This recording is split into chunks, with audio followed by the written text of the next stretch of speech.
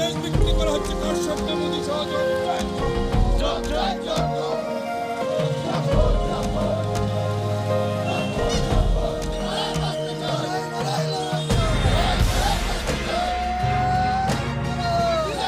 দেখছেন গত দুদিন যাবৎ গোটা দেশ উত্তাপ। মোদী অমিত শাহর নেতৃত্বে গোটা দেশের সমস্ত জাতীয় সম্পদ প্রায় বলা যেতে পারে বিক্রি করার সিদ্ধান্ত গ্রহণ করেছেন। ভাবটা এমন যে আমাদের দেশের প্রধানমন্ত্রী নরেন্দ্র মোদী সাহেব আমাদের দেশটাকে মুদির দোকান মনে করছেন, যে মুদির দোকানে যখন যেমন খুশি জিনিস বিক্রি করা যায়, তিনি আমাদের দেশটাকে এরকম মুদির দোকান মনে করেন বিক্রির সিদ্ধান্ত নিচ্ছেন।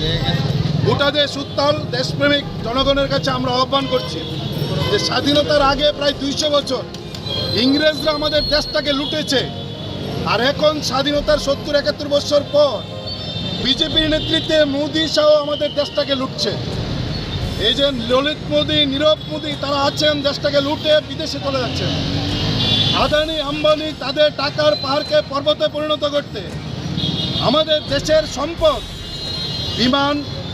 বিমানবন্দর, নৌবন্দর, জাতীয় সড়ক, টেলিকম, কলকারখানা, এয়ারপোর্ট, স্টেডিয়াম, এমনকি যে বস্তি, বড় বড় শহরে বস্তি এলাকায় গরিব মানুষ থাকেন ঝুপড়ির মধ্যে, ওই জায়গা পর্যন্ত আমাদের দেশের পুঁজিপতিদের হাতে তুলে দেওয়ার সিদ্ধান্ত নিচ্ছেন।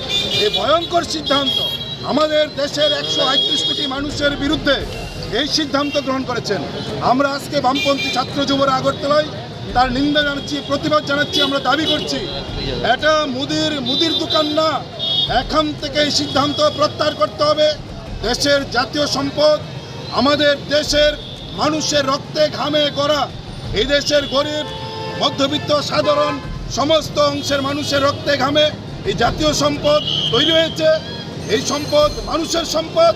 এই সম্পদ কোনো রাজনৈতিক দলের, কোনো ব্যক্তির পৈতৃক সম্পত্তি না। দেশের স্বার্থে এই সম্পদ বিক্রি করা যাবে না। জাতীয় সম্পদ জাতীয় স্বার্থে ব্যবহার করতে হবে, কারোর ব্যক্তির স্বার্থে, কোনো দলের স্বার্থে এই সম্পদ বিক্রি করা যাবে না। এই হুঁশিয়ারি দিতে আমরা আজকে রাজপথে নেমেছি। এই লড়াই চলবে।